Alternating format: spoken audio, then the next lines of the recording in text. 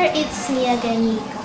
For today's video, we are going to talk about a bandaging technique called the recurrent bandaging, specifically for the above-elbow-amputation. So, if you are interested, just keep on watching.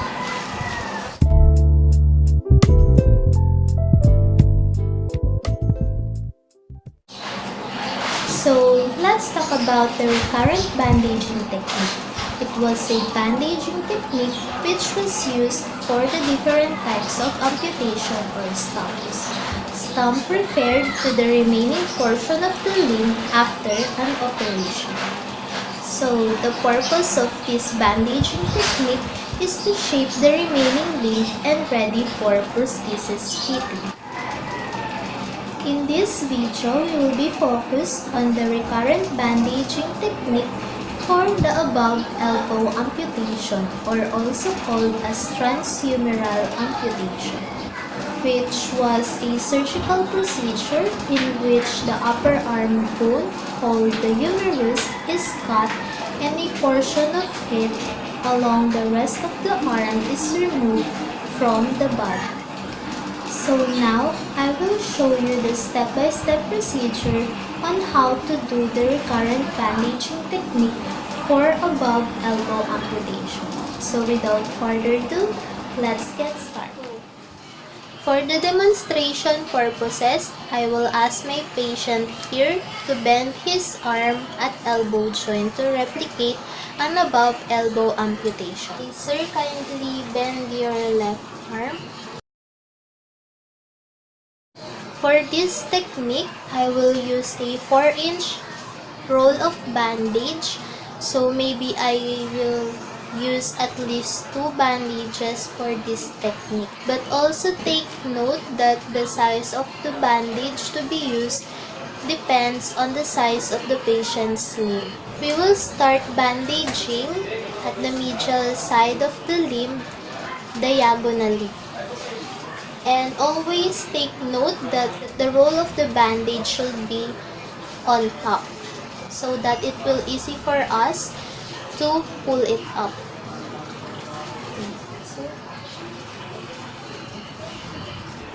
start at the medial side diagonally, then from the medial side of the limb, going down, going through the back of the lower medial side, and then going back to the front, covering up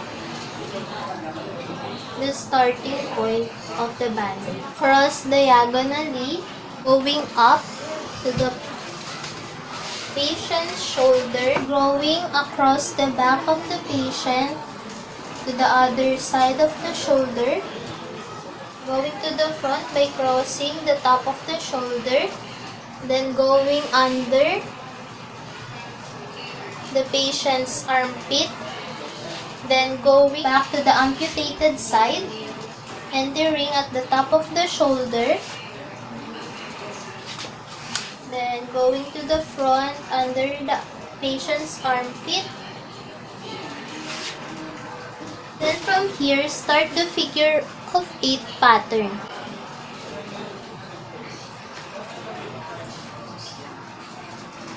So, let's make sure that there are no circles, no wrinkles, and no windows while doing this bandaging technique.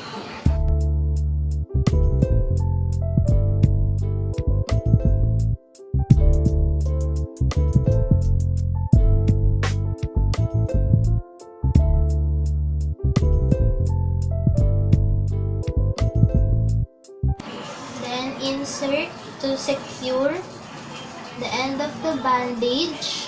Then we will use another roll of the bandage, so we can use a smaller size, and we will start at the medial side of the limb, going straight downward, then going through the back at the level until at the level of the starting point of the second bandage.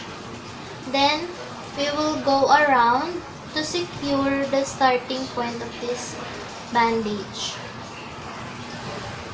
Then from here, we will start again a figure of 8 pattern.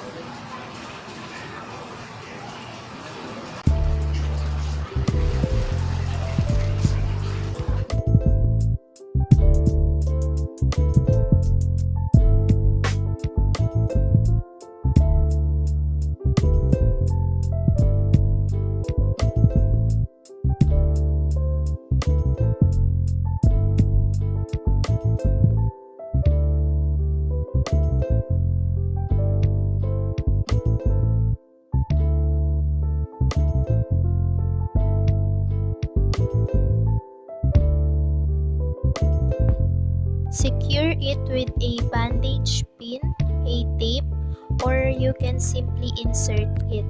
But I prefer inserting the end of the bandage because it was more secure than the pin or tape.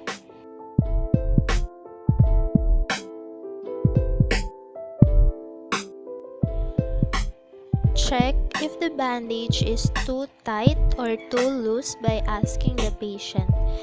Then after that, we're done. We leave the shoulder joint uncovered to allow shoulder movement.